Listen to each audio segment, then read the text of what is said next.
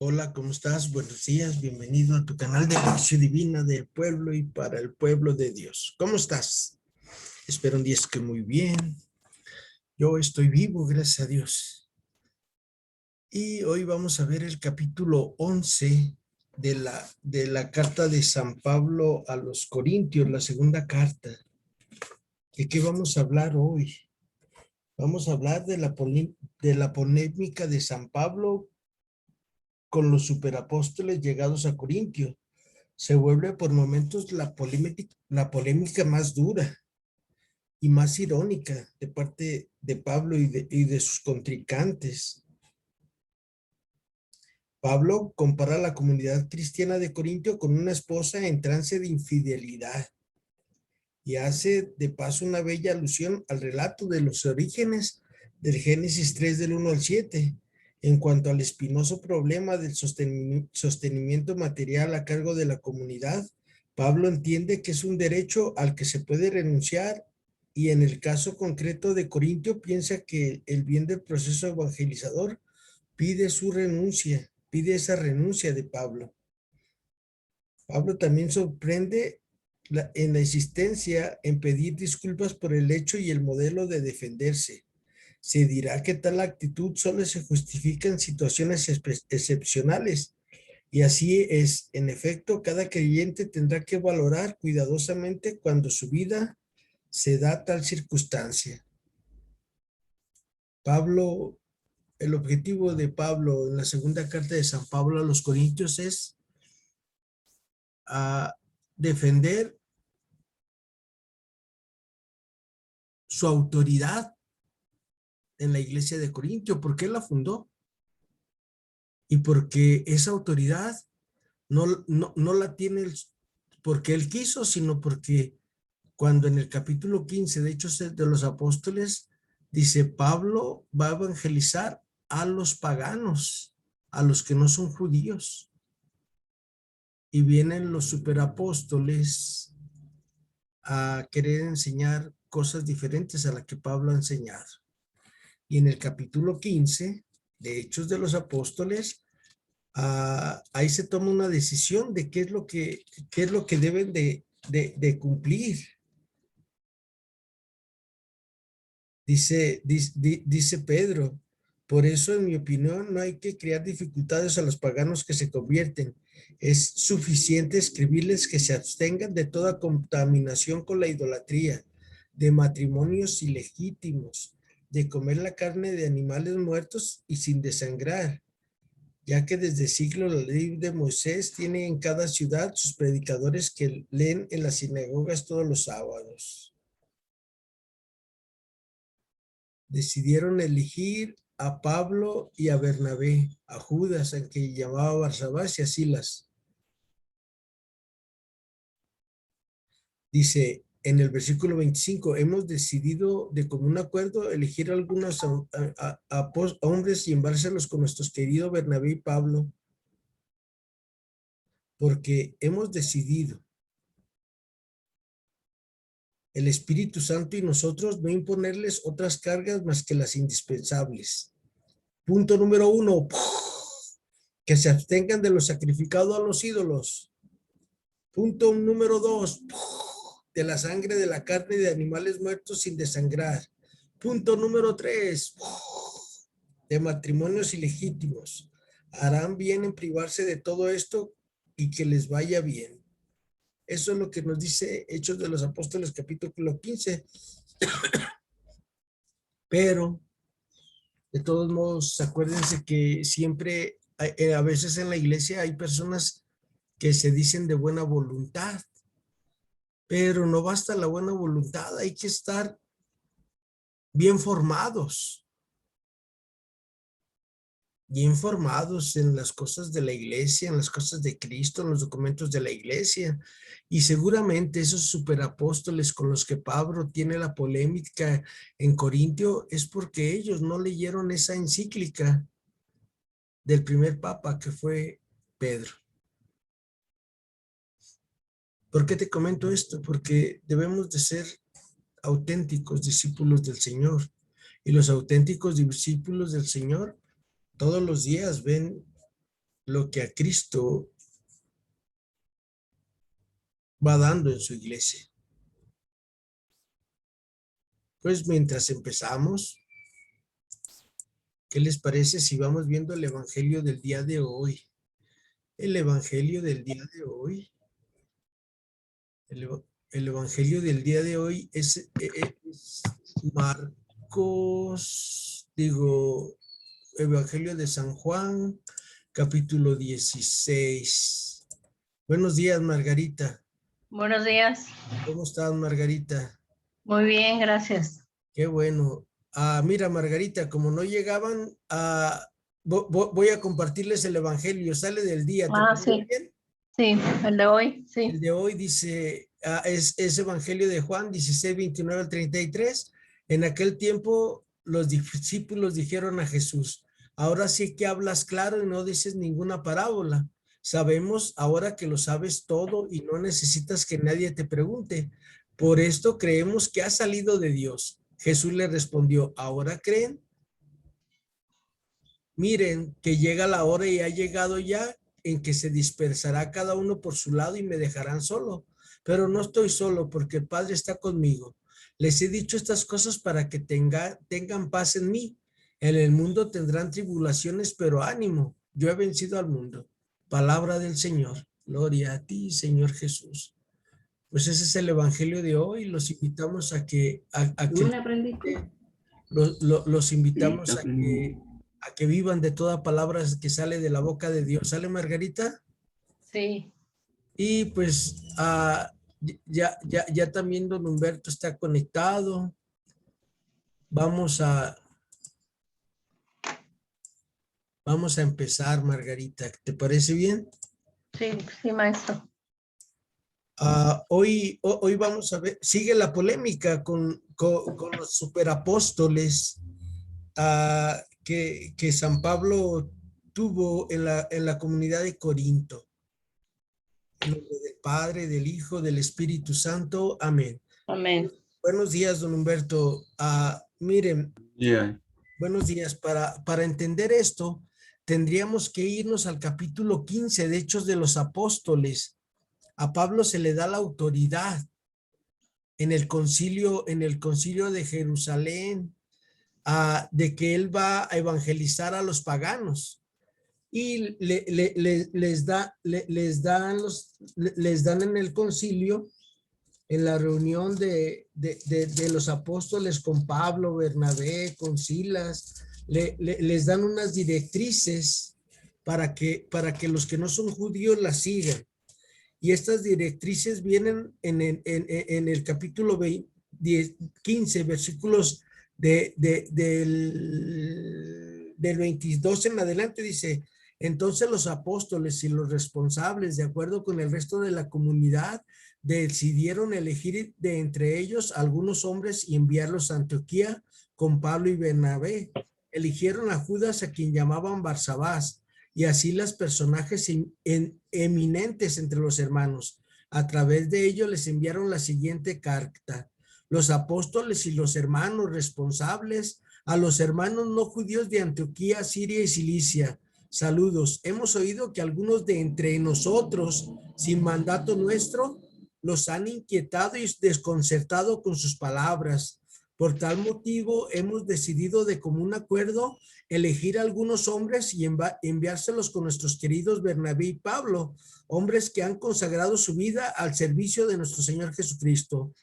Enviamos pues a Judas y a Silas, que les transmitirán lo mismo de palabra, porque hemos decidido el Espíritu Santo y nosotros no imponerles otras cargas más que las indispensables, que se abstengan de lo sacrificado, punto número 1. Segundo punto, que se abstengan de ir con los ídolos. Punto número 3, que se abstengan de la sangre de la carne de animales muertos sin desangrar. Y punto número 4, que se abstengan de matrimonios ilegítimos. Harán bien en privarse de todo esto, que les vaya bien. Palabra de Dios. Te alabamos, Señor. Entonces, ¿por qué hoy el Espíritu Santo me iluminó con esto? Porque acuérdense que las polémicas en la iglesia pasan porque no estamos bien formados. En la iglesia a veces estamos muy motivados. Hay personas que se exaltan mucho, muy motivados, pero no están bien formados. Y es necesario la motivación, pero es más necesaria la formación en nuestra iglesia. Una vez escuché a uno de mis maestros, a Jaime Franco, un doctor en teología, a un padre salesiano, que decía que un santo que se llama Francisco Javier Neguet Van Tuan, él nos platicó esa anécdota, no sé dónde la sacó, pero va al caso, decía que el cardenal decía que le gustaría mejor tener una diócesis con 100 personas bien formadas en los documentos de la iglesia, en el catecismo de la iglesia, en el evangelio, a 100 que 100,000, porque con 100 puede evangelizar 100,000 y 100,000 mal formados, nomás deformamos más a las comunidades. Y esto es lo que pasa en Corinto, que a veces hay mucha gente que tenemos buena voluntad, pero no estamos formados para formar a otros. Y vamos echando a perder la mies del Señor. Esta es la introducción, Margarita, Rebeca, don Humberto, para entender por qué Pablo defiende su postura de que él es el enviado de la iglesia. Él es al que Cristo puso ahí. Y a veces personas que por buena voluntad quieren evangelizar, pero no saben cómo hacerlo. En nuestra iglesia, desgraciadamente, pasa mucho esto, porque estamos muy motivados, pero mal formados. Discúlpenme que les diga esto, pero a mí que he trabajado en muchos lugares, en muchas parroquias, me doy cuenta de esto.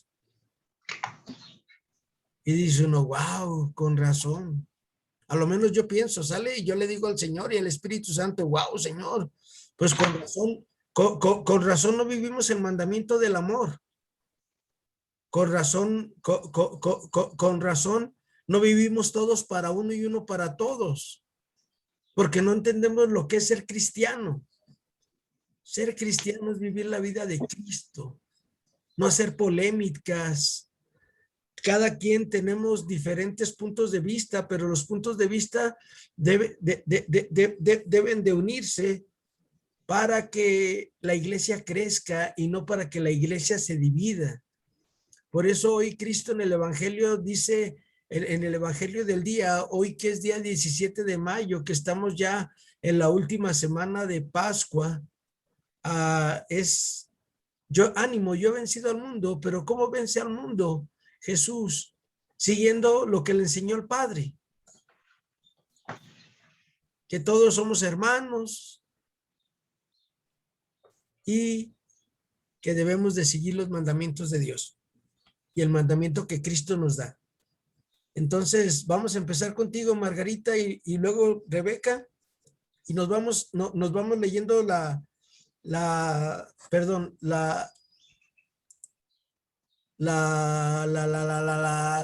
se me fue la palabra, la instrucción que nos da el padre Schelke, ¿sale? Capítulo 11. Ahí está, nomás que se me va su nombre. Adelante, Margarita, por favor. Ojalá que toleraseis un poco de insensatez, si no, tolerádmela. Pablo expone un deseo a los corintios, sabiendo bien que será atendido. Puede sospecharse que Pablo habla irónicamente, aunque todavía no se ve claro contra quienes se endereza su ataque y su cólera. El apóstol ruega a los corintios que toleren su insensatez. ¿Acaso sea este uno de los tópicos de los discursos de los enemigos de Pablo? ¿Una de las acusaciones que le han lanzado? Solo más adelante se llega a saber en qué consiste la necedad, en que el papel que Pablo desempeña ahora es el de un majadero. Un majadero porque acuérdense que a veces hay que hablar fuerte para que se vea que se tiene autoridad. Aunque Pablo sabe, por eso les dice que le toleren su insensatez. Porque él siempre les hablaba tranquilo, con el amor de Dios.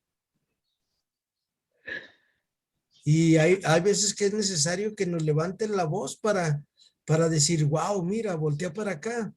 Y acuérdense que San Pablo va a exponernos que Corinto y Dios son esposos y que la esposa, que es la iglesia de Corinto, está a punto de cometer un adulterio por querer seguir otras normas, otras reglas que le traen de externos. Y Pablo les va a decir que Dios es un Dios celoso. En el libro del Éxodo, capítulo 20, en el libro del Éxodo, capítulo 34, nos hablan que Yahvé dice que es un Dios celoso y que no debemos de coquetear con otras doctrinas. Ayer una persona me decía, fíjate que traigo un problema muy grande y me dijeron que de una señora que reza por uno y dice, ¿y cómo ves? Iré, le digo, no, ve al Santísimo. No, ve a la iglesia, pide, apunta a tu problema en la Eucaristía. Pon una intención. Le digo, y eso no se lo dije. Cuando en una intención, por ejemplo, yo mando decir, yo le pido pues en la iglesia, pidan por Adrián Covarrubias. No nomás están pidiendo la parroquia que pedí. Están pidiendo en todo el mundo porque somos uno. No sé si ustedes sabían eso. Cuando el sacerdote menciona ahí por Adrián Covarrubias, por la salud de Ernestina Martínez, no nomás es en la comunidad a la que fui a solicitar la petición. Es la petición universal en la iglesia. Y por eso yo le decía a esta personita, no, mejor ve ahí. Te sale más barato que vayas a esos lugares, porque luego nomás te explotan y te sacan la lana. Porque somos una iglesia nada más. Entonces, a veces las personas hacemos cosas porque no tenemos quien nos forme. Y a lo mejor alguna persona, porque ella me decía, doña fulanita me dijo que fuera y es bien católica. Y yo le dije, pues no te creas que es muy católica. O a lo mejor sí es católica, pero no está formada. Y a veces la buena intención no basta. Les pongo ese ejemplo para que vean cómo los superapóstoles que van a moverle el tapete a Pablo tienen buena intención, pero no están formados en las cosas de Dios. Margarita, sigue Rebeca. Rebeca, ¿nos ayuda, por favor? Sí, cómo no. Estoy celoso de vosotros con celo de Dios, porque os desposé con un solo marido para presentarnos como virgen pura a Cristo. Al principio Pablo no habla en modo alguno, como un insensato, sino muy seriamente. Los corintios soportarán a Pablo, tal como se lo ha pedido, pues saben cuánto afectó les profesa el apóstol. Solo les mueve la preocupación y el amor por la iglesia de Corinto. Pablo describe su relación con ellos mediante una imagen. La iglesia es la esposa de Cristo. Cristo es el esposo. El apóstol es el padre de la prometida, que lleva a la novia a casa del esposo. Como padre de la novia, a cuyo cargo corren los compromisos esponsalicios y que lo ha llevado a un buen fin con alegría. Deben vigilar celosamente para proteger a la novia de los peligros que cortarla a ser fiel. Del mismo modo, se ha preocupado Pablo celosamente de la iglesia de Corinto. Él es el padre de la comunidad. Su celo es bueno, como el celo que Dios tiene y del cual emana el apóstol. Dios tiene celos por la santidad y de la fidelidad de Israel frente a los Baales, que quieren reducir a Israel, apartarle de su Dios. Dios amenaza: no te postrarás ante las imágenes de los dioses, ni les darás culto, porque yo, Yahvé, tu Dios, soy un Dios celoso, que castigo la iniquidad de los padres de los hijos hasta su tercera y cuarta generación de la que odian. También Pablo tiene celos de la iglesia de Corinto, de su pureza, de su sinceridad y su fidelidad. La segunda carta a los Corintios es una expresión palpable de esa amorosa solicitud. Ahora bien, en todo este asunto, Pablo no tiene celos por sí, sino por Cristo, a quien ha prometido la esposa. Para él debe conservarla intacta, en una entrega íntegra y total. La pureza de la desposada no sería mancillada por una seducción de tipo moral, sino por una doctrina errónea o por falsas afirmaciones de fe. Para Pablo, la pureza de la doctrina tiene una importancia extrema. Como Pablo, también la Iglesia ha defendido esta pureza celosamente a través de todos los tiempos. La meta de los desposarios es llevar la esposa al esposo. Es la costumbre matrimonial en el acto por el que la novia es conducida por su padre a casa del esposo, presentada al esposo y aceptada por él. A esto sigue finalmente la celebración de la boda. En la imagen empleada por Pablo a la boda es la nueva venida de Cristo al fin de los tiempos. Cuando vuelva en su gloria, el esposo, Cristo, debe encontrar a la iglesia de Corintios fiel. La iglesia se presentará ante Cristo y será probada por él, y si es juzgada santa, se unirá con el Señor. Reaparece siempre la misma preocupación del apóstol por exhortar a la iglesia a prepararse para presentarse el día de la venida de Cristo como una comunidad sin mancha. Para Pablo y para la iglesia de su tiempo, la nueva venida de Cristo no es un acontecimiento que ocurrirá en un día remoto y futuro. La iglesia vive orientada hacia este día, que puede acontecer en cualquier momento. Por eso subir a ese constantemente como una respuesta ante la proximidad del Señor. Lo que digo, hermano, es esto, que el tiempo es corto. Por lo demás, que lo de la que tiene mujer sea como si no la tuviera, los que lloran como si no lloraran, los que se alegran como si no se alegraran, los que compran como si no poseyeran, los que usan del mundo como si no disfrutaran de él, porque la apariencia de este mundo pasa. Primera de Corintios 7, 29, 31. Muchas gracias, Rebeca. Miren, yo a veces tengo el celo apostólico de Pablo. Yo voy a una comunidad los días lunes y vieran nomás qué coraje me da que unas personas se queden hincadas después de cuando no debemos de estar hincados en la celebración eucarística. Me dan ganas de agarrarlos de las orejas y decirles, luego, ¿no sabes que ahorita ya es estar de pie? ¿Sí saben por qué?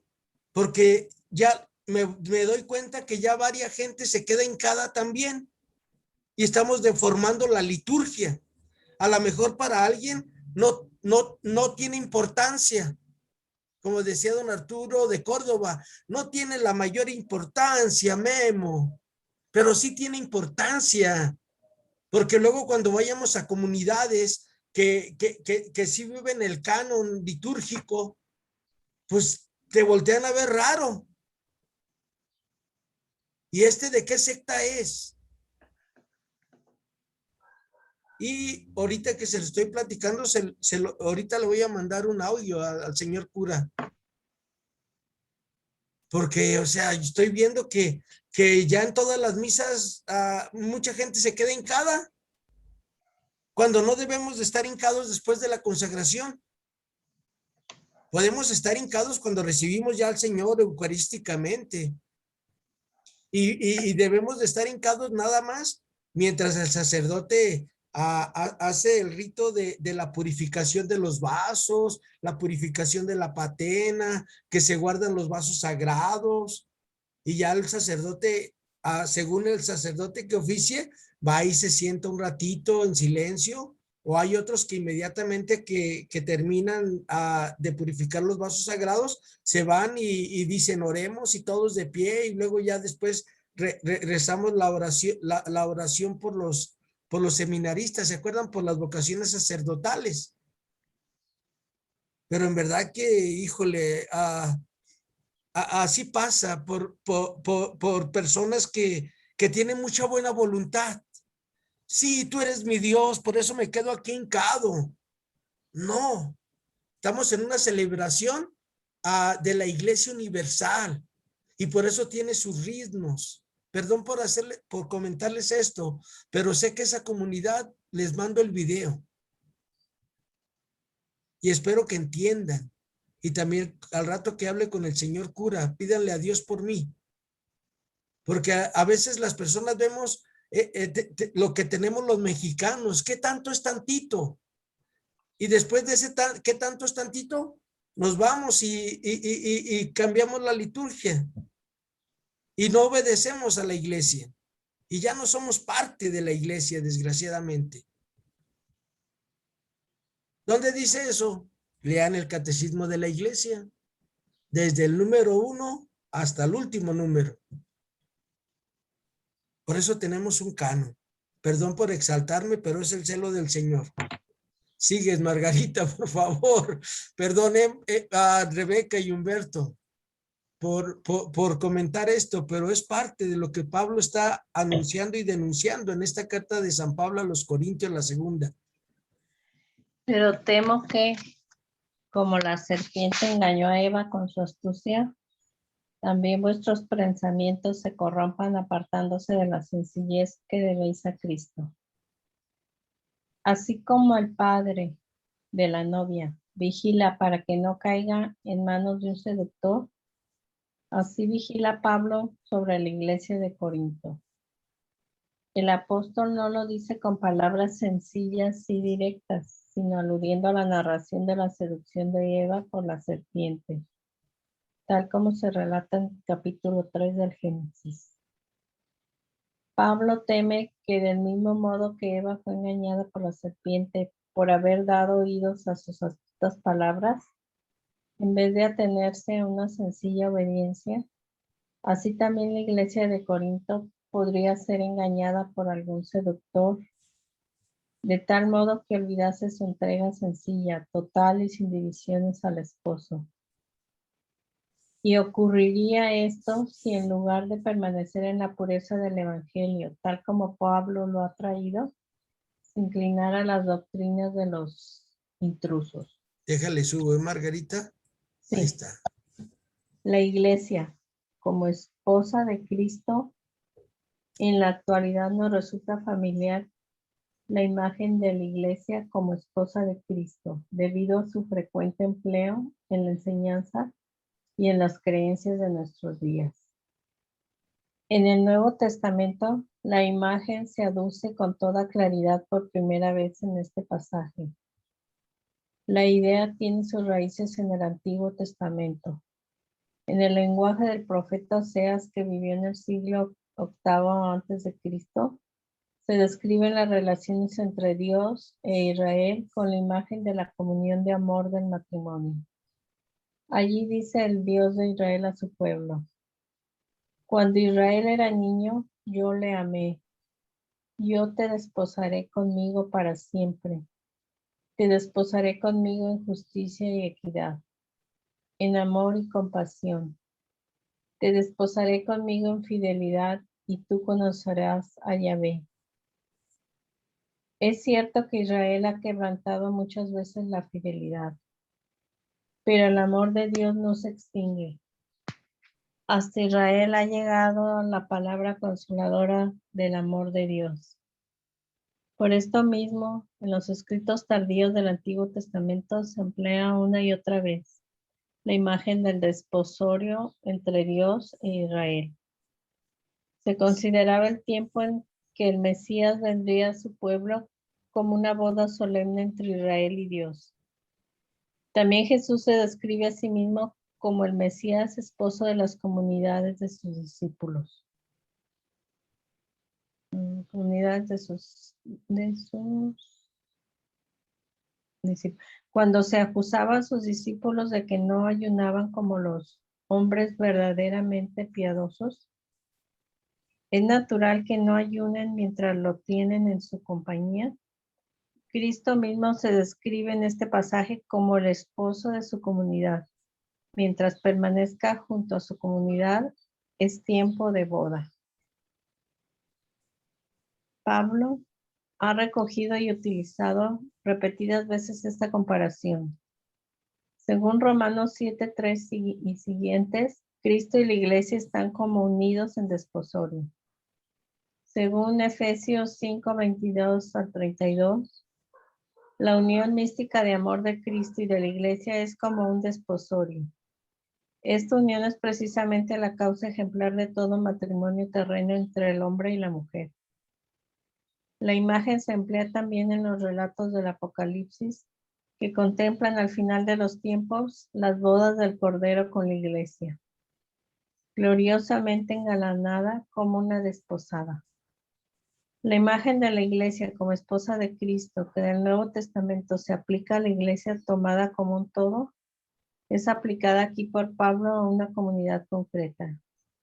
En cada comunidad particular aparece la iglesia entera. Muchas gracias, Margarita. Pues acuérdense, el Evangelio de San Juan es el que nos invita a casarnos con Dios. En el matrimonio debe de haber fidelidad, solidaridad y entrega. Y así debemos de ser como iglesia. Pero si Cristo nos da una enseñanza por medio del magisterio de la iglesia y yo ya me hinco cuando no me debo de hincar, ya estoy cometiendo una infidelidad al mandato de la iglesia. A Dios más que nada lo que le gusta es la obediencia. Y en la medida que obedecemos, no nos equivocamos. Y yo digo, ay, Señor, pero a veces llegan esos superapóstoles a nuestra iglesia, mal formados, y luego hacen un desbarajuste. Y los únicos que nos dañamos somos la comunidad en la que estamos viviendo. ¿Por qué? Porque luego personitas de esa comunidad vamos a otras comunidades y nosotros nos quedamos hincaditos pensando que así debe de ser. Y toda la gente voltea y nos ve raro. Dice, pues este bicho ¿de dónde salió? ¿Qué no sabe que tenemos un canon en la liturgia? Como dice un comediante, parados, sentados, hincados, parados, sentados. Y ese es el ritmo de la liturgia. Pero en fin, perdón que haga hincapié en esto, pero este video se los voy a mandar para allá. Porque si uno viene y proclama otro Jesús distinto del que hemos proclamado, o aceptan otro espíritu distinto del que habéis aceptado, u otro evangelio distinto del que habéis recibido, lo toleran bien. ¿Por qué? Porque se ve más bonito. Ay, no, siento bien bonito cuando me quedo hincadito aquí, después cuando yo no tengo que estar hincado. No se debe de hacer esas cosas. Porque ya no estamos viviendo el evangelio. Perdón que insiste, reitere esto, Margarita, don Humberto y Rebeca, Margarita, don Humberto y Memo y todos los que escuchen este video. Tenemos que ser obedientes en nuestra iglesia. Ok, ahora voy a cantar, en lugar de cantar la de que viva Cristo, que viva mi rey, voy a cantar, pero sigo siendo el rey. Se está hablando de un rey. ¿Por qué no cantarla? Porque hay normas y hay reglas. Entonces hay que seguirlas y ya. Y entonces no nos equivocamos como comunidad, como iglesia.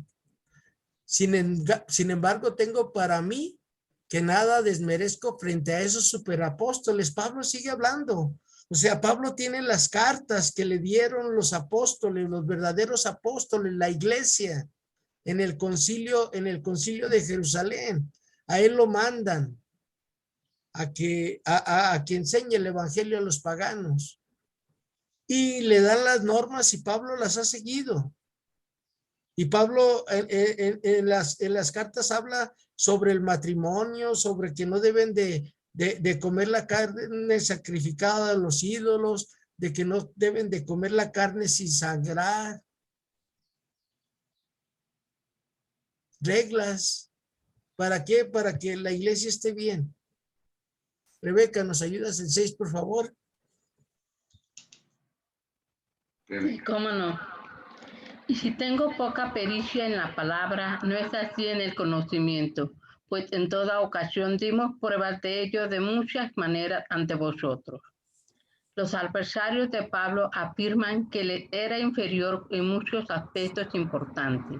Así, se ve claro que una de las cosas que la achacaban era su falta de formación en las artes retóricas. El apóstol concede que la acusación tiene base.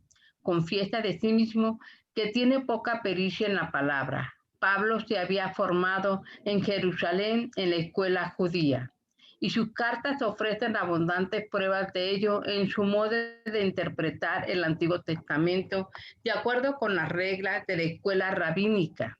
Por tanto, las acusaciones solo pueden referirse a falta de arte en la lengua griega, que por cierto, en aquel tiempo se exigía a todo hombre culto. También en la primera carta de los Corintios se insinúa que esta falta de Pablo se hacía notar mucho en su ciudad como Corinto, que era la capital de la filosofía y del arte griego. Así pues, Pablo concede tener este defecto, pero niega que ello revista una importancia decisiva. Declara que una eventual impericia en el lenguaje queda bien compensada por un profundo conocimiento. Este conocimiento, esta ciencia y sabiduría, no la ha conseguido Pablo en la escuela, sino que es la ciencia del Evangelio, que le ha sido otorgada por el Espíritu de Dios. A él se le ha revelado el misterio, mantenido en silencio durante siglos eternos. Por eso se llama a sí mismo administrador de los misterios divinos. Lo esencial no es una hermosa forma, sino el rico contenido de la predicación. Y ese punto Pablo se ha acreditado de muchas maneras y no es inferior en nada a sus enemigos. Gracias, Rebeca. Ayer en la noche pasaron la repetición de una misa que hubo en la ciudad de Guatemala, en San Marcos. Y el sacerdote decía eso, que no profundizamos nuestra fe, pero nos hablan bonito y ya lo creemos. Y lo que importa es profundizar la palabra, y es lo que hacía Pablo. Porque la Biblia se explica con la misma Biblia. Y cuando alguien estudia la palabra de Dios, llega a esas profundidades de hablar con la verdad, de hacer lo que tenemos que hacer. Y decía el sacerdote que ayer me tocó escuchar, decía que muchas personas, habla bien bonito, y vamos y nos dicen puras tarugadas, y nos exaltamos, y gritamos. Yo me imaginé a qué se estaba refiriendo. Y no, hay que profundizar la palabra de Dios. Yo prefiero ir a una iglesia, fíjense, a una iglesia donde hable muy bonito al Padre, o a una iglesia donde me ayuden a profundizar más la palabra del Señor. Pues a mí mejor voy a una iglesia, no le hace que el padre hable bien despacito, que tenga que parar bien la oreja porque no le entiendo a veces, pero que me va llevando a profundizar el misterio de Cristo. Y es lo que decía Pablo, y en cambio estos superapóstoles sí les hablaban muy elocuentemente, etcétera, etcétera, pero en lugar de llevarlos a la profundidad, dejaban el evangelio por encimita para atacar a otros, y atacar a otros no es de cristianos. Dividir en la iglesia no es bueno. Los que dividen son los que están mal formados. Los que están bien formados tratan de unir y tratan de anunciar y denunciar lo que está mal. Y tenemos que aprender a denunciar y a denunciar. Otra de las cosas, la paz. A mi lado izquierdo, la paz del Señor esté contigo. A mi otro lado, la paz del Señor es contigo. Si alguien voltea, la paz del Señor es contigo y listo. Porque si supiéramos el significado de lo que le estoy diciendo a la persona, con esas 3 personas, 4 tendríamos. Significado de decirle yo a Rebeca, a Margarita y a don Humberto, la paz del Señor esté con ustedes. Les estoy diciendo, si ocupas algo, don Humberto, Margarita, Rebeca, aquí estoy, ¿en qué te puedo servir? Ese es el significado cuando yo le digo a alguien, la paz esté contigo. Pues por eso les digo, por eso nuestra Santa Madre Iglesia, que es maestra, por eso nos dice, de tu lado, y ahí está, listo. Porque es un compromiso, pero pues la gente se nos hace muy bonito, muy exaltado. La paz, la paz, la paz, la paz. Si viviéramos nuestro compromiso cristiano, fíjense con cuántas personas me comprometería. Yo que a todos les muevo la cabeza. A los de 50 bancas del otro lado, 50 bancas de este lado. Y hay que cumplirlo, porque es el mandamiento del Señor Jesús. ¿Cometí acaso un pecado rebajándome a mí mismo para que ustedes fueran enaltecidos? Porque les anuncié gratis el evangelio de Dios. Dice Pablo que no, porque ahí en Corintio a Pablo lo ayudaban en la comunidad de Filipos. Y por eso Pablo no acepta la ayuda de los corintios. ¿Por qué? Porque acuérdense que dijimos que en Corintio la mayoría de las personas que se convirtieron al cristianismo eran personas esclavas, personas que no tenían recursos. Y por eso Pablo dice, a ver, tranquilo, aquí no, y ya, para el bien de la comunidad, para no ser una carga para esa comunidad. Pero ya luego Pablo les invita a que sean generosos en la colecta de Jerusalén. Porque cuando estamos bien formados, somos generosos. Ahí me apunto, no se crean, son generosos.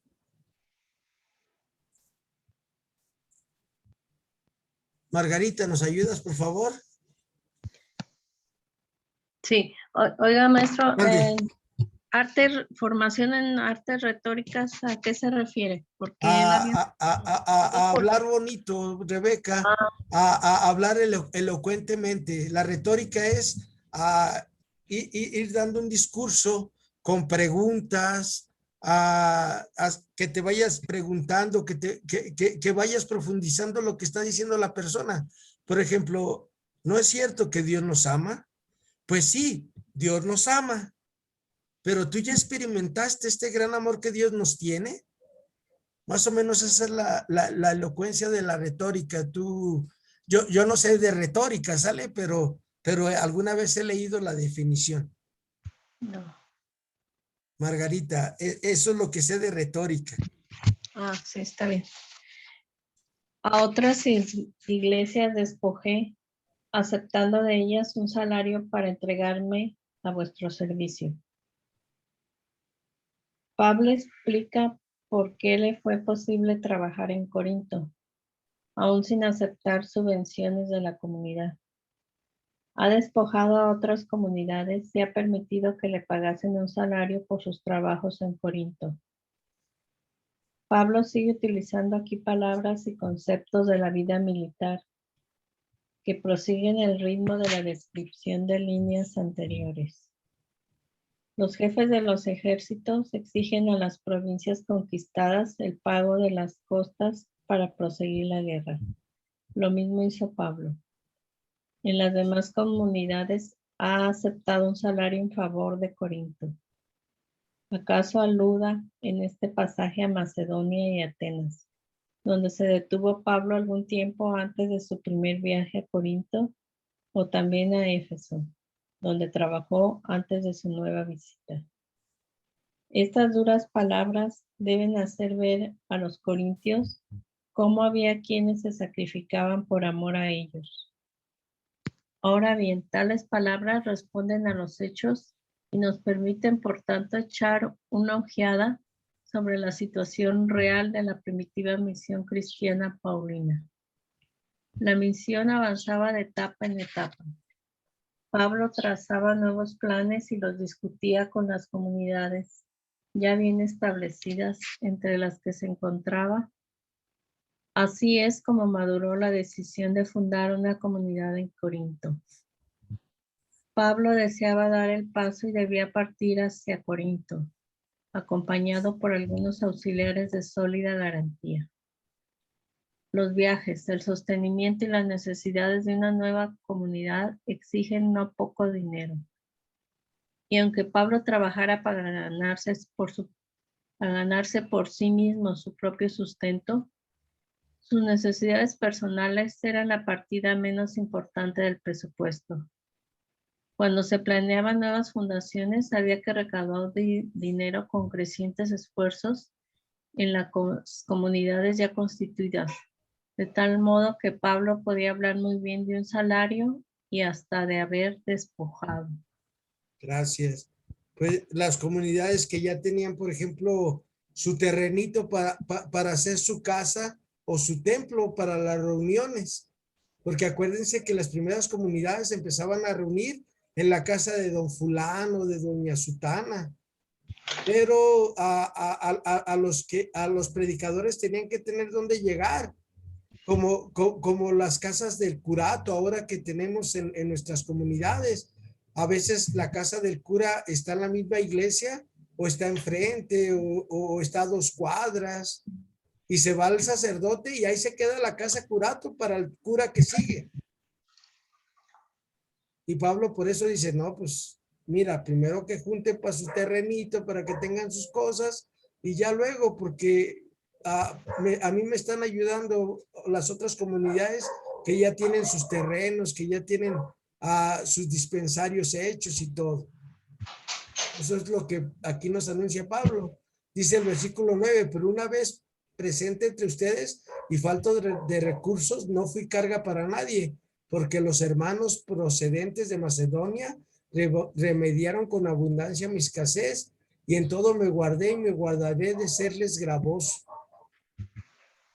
Imagínense que yo soy el señor cura y yo sé que Margarita, Rebeca y Humberto apenas tienen para sus tortillas y sus frijoles, pues no les voy a pedir.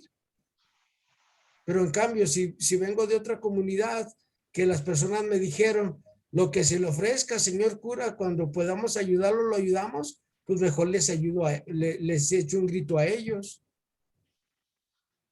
Oye, ahorita está dura la situación acá y órale.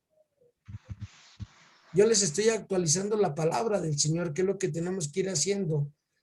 Pero por la verdad de Corintio que hay en mí, no me será arrebatada esta gloria en las regiones de Acaya. O sea, Pablo dice, y me voy a sostener en no pedirles ayuda para que la comunidad vaya creciendo.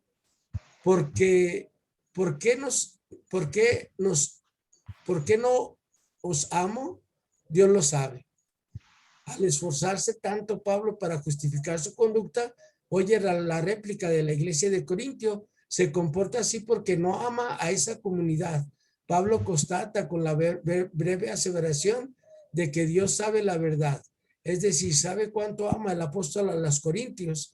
Da la impresión de que pone fin a sus palabras con doloroso sentimiento de resignación. ¿Qué otra cosa puede hacer el amante cuando, a pesar de todas sus protestas y demostraciones, no se creen ni se confía en él? Porque las personas decían, no acepta nuestra ayuda porque no nos quiere. Y no es cierto, Pablo los quiere, por eso no les pide su ayuda. Rebeca, por favor.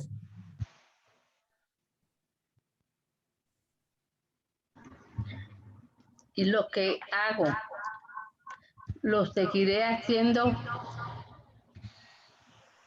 para cortarles la ocasión a los que buscan ocasión de ser tenidos por iguales a nosotros en aquello de que se jactan. Aunque los corintios lo interpretan mal, Pablo no piensa modificar su anterior conducta. Sabe bien que sus enemigos desearían que se portara de otro modo e hiciera lo mismo que ellos hacen. Se jactan de que son mantenidos por la comunidad, pues de ese modo actúan su dignidad de apóstoles y la comunidad los reconoce como tales. El hecho de que Pablo no pide ningún sustento significaría que él mismo reconoce que no es verdadero apóstol. Desearía que en ese punto del que se jactan, Pablo se comportara como ellos. Desearían que todos vivieran de un mismo modo, de los subsidios de la comunidad. La verdad es que saben muy bien cuánto les aventaja a Pablo por su desprendimiento. Si él se acomodara a la conducta de ellos, ya no sería el gran apóstol, sino que todos serían iguales, pero no piensan darle ese gusto. La diferencia se mantendrá. De ese modo, todo lo que lo quiera ver podrá comprobar quién es el verdadero apóstol, aquel que no desempeña su servicio en provecho propio, sino para servir a la iglesia. Los falsos... Perdón, Rebeca. Ayer platicando con una amiga, ella me decía, profe, deberías de poner cuota a tu curso. Dice, ¿sabes cuánto cuestan los ejercicios San Ignacio? Y ya me dio unas cantidades exorbitantes, desmedidas, y dije, wow, ¿a poco? Dice, sí. Le digo, no, pues no, yo no lo hago por el dinero. Le digo, sí, necesito que me ayuden, pero si me ayudan, bueno, y si no, de todos modos, yo lo que hago es porque quiero que las personas nos formemos, que de verdad amemos a Cristo, que armemos verdaderas comunidades de amor. Y perdón por referir esto a mi persona, pero ustedes me conocen, don Humberto, Margarita, Rebeca. Ustedes me ayudan, pero yo nunca les digo, dame tanto ni nada. Si me dan, bueno, y si no, de todos modos, bendito sea Dios. Porque yo lo trato de hacer para que nos formemos, para que nos amemos, para que nos veamos como hermanos. Y ya cuando nos vemos como hermanos, pues ya todos para uno y uno para todos. Y es lo que hacía Pablo, que se viviera esa gratuidad. Gratis, lo recibiste, gratis, dalo, dice nuestro Señor en el Evangelio. Porque esos tales, o sea, los superapóstoles, son falsos apóstoles, obreros engañosos, disfrazados de apóstoles de Cristo. A veces mucha gente, cuando trabajamos por el salario, no le vamos a decir a la gente la verdad para que no se enojen con nosotros. Fíjate, Memo, que quiero ir a tal lado, que me echen las cartas, que porque me dijeron que tengo un mal y que, a ver, si yo le digo que no vaya, ya no me va a ayudar, mejor, pues, no, sí, si Dios te lo inspira, está bien. Y Pablo no, Pablo habla con la verdad, porque lo hace para la gloria de Cristo. Y nunca hay que trabajar por el salario, sino por servir y reverenciar a su divina majestad. Y nada tiene de extraño, pues el mismo Satanás se disfraza de ángel de luz. A veces nos presentan cosas que parecen buenas, pero en verdad es un engaño del enemigo. No es mucho, pues, que también sus servidores se disfracen de servidores de la justicia. Su final serán según sus obras. Acuérdense, ay, sí, qué bueno, qué santito. Y al último se sabe que que esos personajes pues no lo hacían por la gloria de Dios, sino por la comodidad y el bienestar de ellos y de sus familias. Lo repito, nadie piense que soy un poco insensato, y si no, atendedme siquiera como insensato, para que yo también me jacte un poco. Pablo insiste sobre su ruego de que soporten su insensatez.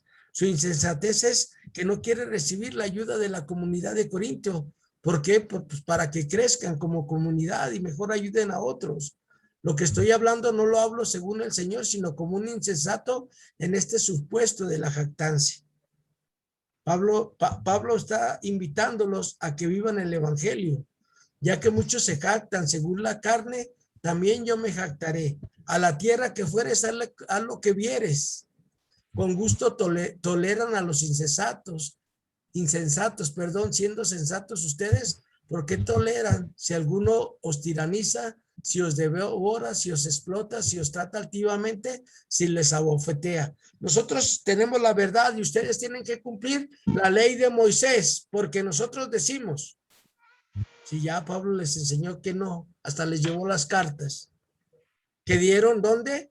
En Hechos capítulo 15, en el concilio de Jerusalén. Lo digo a deshonra como si nos hubiéramos mostrado débiles. Pero en aquello en que alguno se atreve, hablo a la manera insensata, me atrevo a hablar yo también. ¿Para qué? Pues para que entiendan que Pablo tiene la autoridad. Dice, son hebreos, también yo soy, también yo. Son israelitas, también yo. Son del linaje de Abraham, también yo. Ellos presumían de eso, que eran judíos. Y dice Pablo, pues yo soy más judío que ellos porque yo soy doctor en Sagradas Escrituras. Y por eso Pablo está hablando de insensatez. ¿Por qué?